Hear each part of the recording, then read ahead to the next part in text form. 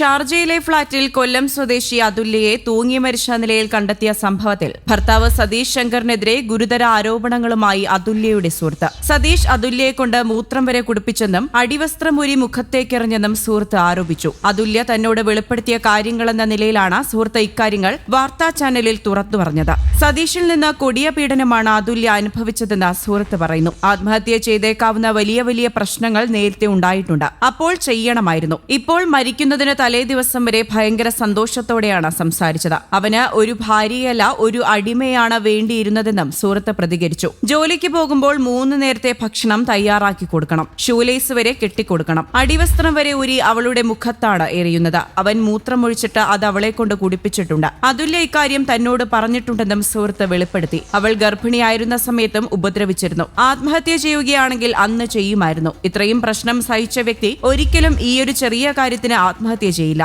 അവൾക്ക് കുഞ്ഞായിരുന്നു വലുത്. പെൺകുഞ്ഞായതിനാൽ അതിന്റെ പേരിലും ഉപദ്രവിച്ചുവെന്നും സുഹൃത്ത് ആരോപിച്ചു. അവളെ ഒരിക്കലും പുറത്തേക്ക് വിടില്ല. മുറി പൂട്ടിയിട്ടാണ് അവൻ പുറത്തു പോയിരുന്നത്. അവളുടെ അച്ഛന്റെയും മറ്റും കാലുപിടിച്ച് പറഞ്ഞ ശേഷമാണ് അവൾ അവന്റെ ഒപ്പം വീണ്ടും പോയത്. ശനിയാഴ്ച പുലർച്ചെയാണ് ഷാർജ റോളയിലെ ഫ്ളാറ്റിൽ അതുല്യയെ മരിച്ച നിലയിൽ കണ്ടെത്തിയത്. തവറ തെക്കും ഭാഗം കൊയിവിള സ്വദേശിയാണ്. 1 വർഷമായി ഭർത്താവ് സതീഷ് ശങ്കറിനോടൊപ്പം ഷാർജയിൽ താമസിക്കുകയായിരുന്നു. ദുബായിലെ കോൺട്രാക്ടിംഗ് കമ്പനിയിലെ എഞ്ചിനീയറാണ് സതീഷ് ശങ്കർ. കൂട്ടുകാർക്കൊപ്പം അജ്മാനിൽ പോയി പുലർച്ചെ മടങ്ങിയെത്തിയപ്പോഴാണ് അതുല്യയെ മരിച്ച നിലയിൽ കണ്ടത് എന്നാണ് സതീഷ് പറയുന്നത്. ദമ്പതികളുടെ ഏക മകളായ ആരാധിക നാട്ടിലെ സ്കൂളിലാണ് പഠിക്കുന്നത്. അതുല്യ നേരിട്ടത് ക്രൂര പീഡനമാണ്. അതുല്യ തന്റെ സുഹൃത്തിനയച്ച ശബ്ദ സന്ദേശവും പുറത്തുവന്നിരുന്നു. തന്നെ അയാൾ ചവിട്ടിക്കൂട്ടിയെന്നും ജീവിക്കാൻ പറ്റുന്നില്ലെന്നും ശബ്ദ സന്ദേശത്തിൽ അതുല്യ പറയുന്നുണ്ട്. ഇത്രയൊക്കെ കാണിച്ചിട്ടും അയാൾക്കൊപ്പം നിൽക്കേണ്ട അവസ്ഥയാണ്. ധൈര്യമില്ലാത്തതുകൊണ്ടാണ് ആത്മഹത്യ ചെയ്യാത്തതെന്നും അതുല്യ ശബ്ദ സന്ദേശത്തിൽ പറയുന്നു. അതുല്യയുടെ ഭർത്താവ് സതീഷിനെതിരെ കൂടുതൽ ആരോപണങ്ങൾ പുറത്തുവന്നിരുന്നു. 17-ാം വയസ്സിലാണ് അതുല്യയുടെ വിവാഹ നിശ്ചയം കഴിഞ്ഞതെന്നും 18-ാം വയസ്സിൽ വിവാഹം നടന്നുവെന്നും അതുല്യയുടെ സുഹൃത്ത് മാധ്യമങ്ങളോട് പറഞ്ഞു.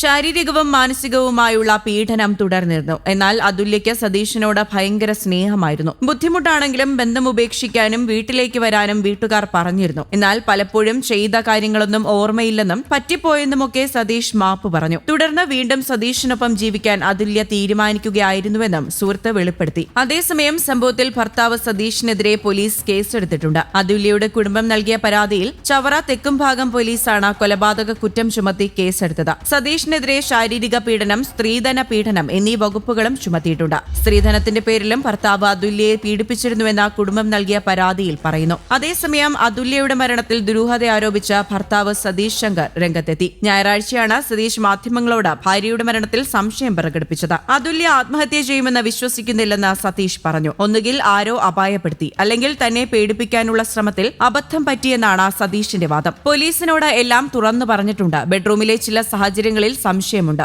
ഉപയോഗിക്കാത്ത 6 കറുത്ത നിറത്തിലുള്ള മാസ്ക് അവിടെ ഉണ്ടായിരുന്നു. ഒപ്പം ഒരു ബട്ടൺസും കണ്ടെത്തി. ഭാരം കൂടിയ കട്ടിൽ മാറ്റിയിട്ട നിലയിലായിരുന്നുവെന്നും സതീഷ് ശങ്കർ പറഞ്ഞു. എന്താണ് സംഭവിച്ചതെന്ന് എനിക്കും അറിയണം. CCTV ഉൾപ്പെടെ പരിശോധിച്ച് സത്യം കണ്ടെത്താൻ പോലീസിനോട് അഭ്യർത്ഥിച്ചിട്ടുണ്ടെന്നും സതീഷ് മാധ്യമങ്ങളോട് പ്രതികരിച്ചു. നാട്ടിൽ പോലീസിന്റെ അന്വേഷണവുമായി സഹകരിക്കുമെന്നും സതീഷ് വ്യക്തമാക്കി. News desk, Kerala Kaumudi.